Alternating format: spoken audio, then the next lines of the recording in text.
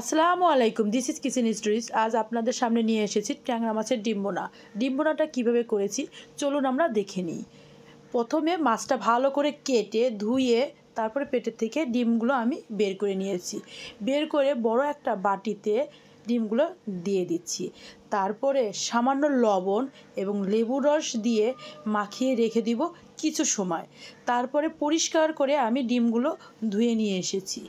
এরপর সামান্য আদা রসুন বাটা, কাঁচামরিচ কুচানো, পেঁয়াজ কুচানো এবং আলু কুচানো, এরপর সামান্য লবণ, হলুদ গুঁড়ো, মরিচের গুঁড়ো, ধনিয়ার গুঁড়ো,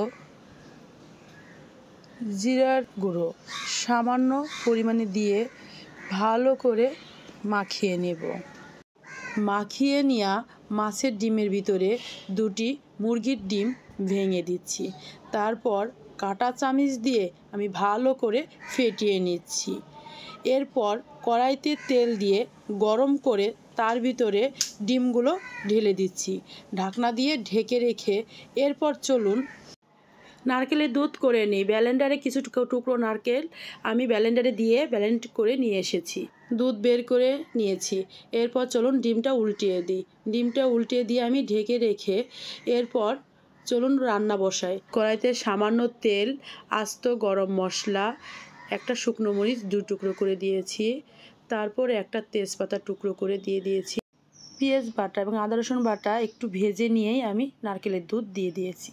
নারকেলের দুধটা একটু ঘন হয়ে আসলে তারপরে আমি মশলাগুলো দিয়ে দিচ্ছি। সামান্য লবণ, তারপর সামান্য হলুদ গুঁড়ো, সামান্য মরিচ গুঁড়ো, যা যতটুকু ঝাল লাগে সেরকম পরিমাণে দিয়ে নেবেন।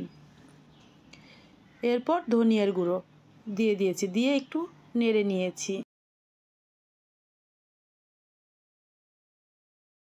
এরপর জিরের গুঁড়ো আর সামান্য গরম মশলার গুঁড়ো দিয়ে ভালো করে মশলাটা ভাজা ভাজা করে নিয়েছি। এরপর পরিমাণ মতন পানি দিয়ে দিব।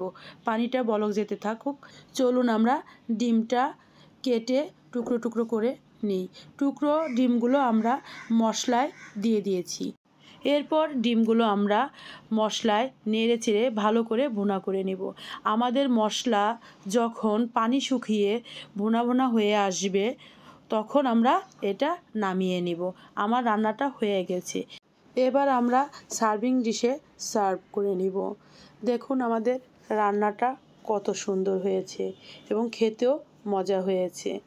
এবং আমাদের এই রেসিপিটা ভালো লাগলে ভিডিওতে লাইক, শেয়ার, ফলো করবেন। ধন্যবাদ।